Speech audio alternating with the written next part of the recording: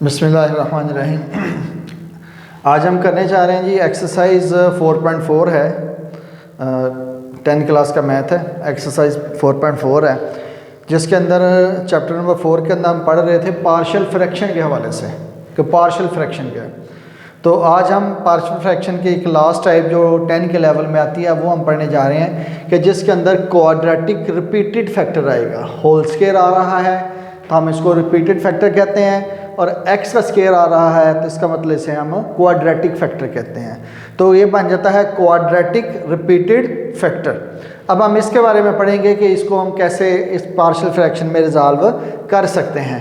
तो क्या करेंगे, सबसे पहली बात चेक करेंगे कि ये प्रॉपर फ्रैक्शन है, क्योंकि ऊपर x की पावर 3 आ रही है और नीचे x की 2 का स्क्वायर करेंगे तो ये x पावर 4, यानी कि न्यूमरेटर की डिग्री छोटी है, डिनोमिनेटर की डिग्री बड़ी है, तो ये हमारे पास बन जाती है प्रॉपर फ्रैक्शन।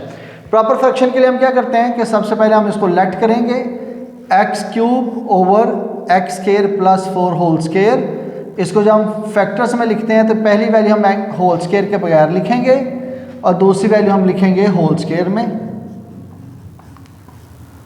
अब चूंकि हमारे पास x का स्क्वायर आ रहा है, क्वाड्रेटिक फैक्टर आ रहा है, तो इसका मतलब क्या है कि हम ऊपर दो वेरिएबल्स लेंगे, उसके लिए जगह ax प्लस b। इसी तरह से इस साइड पे भी हमारे पास क्योंकि क्वाड्रेटिक फैक्टर आ रहा था, b के बाद आता c, तो cx प्लस d। ये हमारे पास 4 वेरिएबल आ जाएंगे, क्योंकि हमने पीछे पढ़ चुके हैं कि जब क्वाड्रेटिक आ जाए फैक्टर तो उसके लिए हम दो वेरिएबल्स यूज़ करते हैं। पहले वेरिएबल्स के साथ हम x का साइन यूज़ करते हैं। अब multiplying on both sides by X square plus 4 whole square we get, दोनों तरफ X square plus 4 whole square से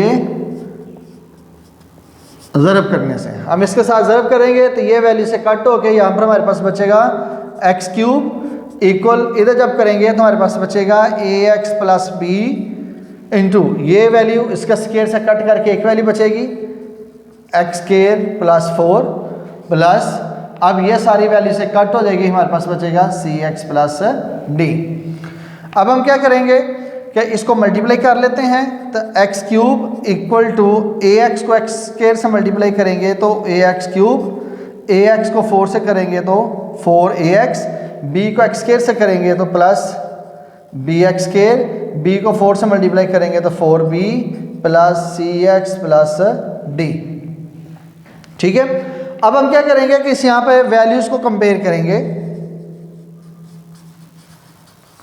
कंपेयरिंग द वैल्यूज,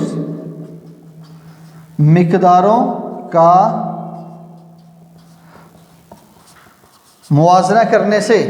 इधर एक्स क्यूब है, इधर एक्स क्यूब क्या है ए एक्स क्यूब, फिर इधर एक्स स्क्वायर वाली वैल्यू नहीं है तो उसकी जगह पे हम 0 यूज़ करेंगे।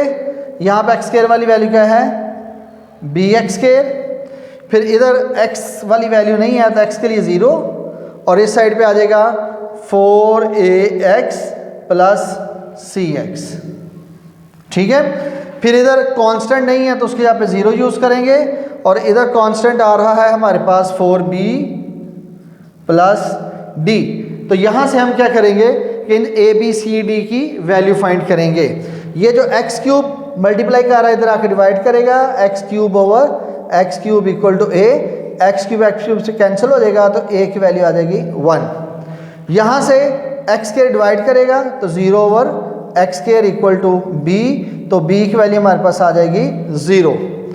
इसी तरह से 0 इक्वल टू x कॉमन ले लिया, 4a प्लस c बचेगा, x ओवर में 0 और x इक्वल टू 4, और a की वैल्यू आ जाएगी 1 प्लस c, 0 इक्वल टू 4 1 जार 4 प्लस c, 4 उधर चला गया तो c की वैल्यू -4। अब इस साइड पे आ जाते हैं तो 0 इक्वल टू 4, और पीछे हम b की वैल्यू फाइंड कर चुके हैं 0, तो उसकी जगह पर आ जाएगा 0 plus d, 0 equal to 4 0 0 plus d, तो यहाँ से हमारे पास d की वैल्यू भी क्या आ जाएगी 0। तो इस तरह से हमने ए बी सी डी चारों वेरिएबल्स की वैल्यू फाइंड कर ली है। अब हम क्या करेंगे, क्वेश्चन की तरफ आएंगे कि जो हमने क्वेश्चन लेट किया था as x cube over x square plus 4 whole square equal, हमारे पास वैल्यू थी A x plus B over x square plus 4 plus C x plus D over x square plus 4 whole square. अब हम क्या करेंगे कि जो वैल्यूज हमने फाइंड किया वो वैल्यूज में पुट कर देंगे, putting the values of a b c and d, यानी कि ए बी सी और डी की कीमत दर्ज करने से हम वैल्यूज पुट कर देंगे।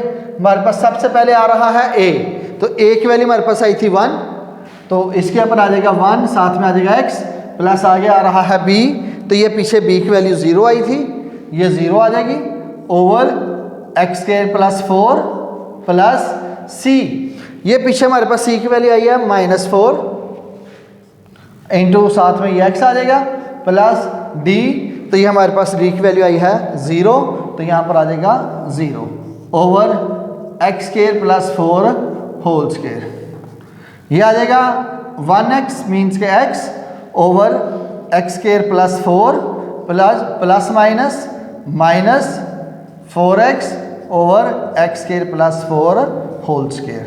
तो ये इस क्वेश्चन का आंसर आ जाएगा।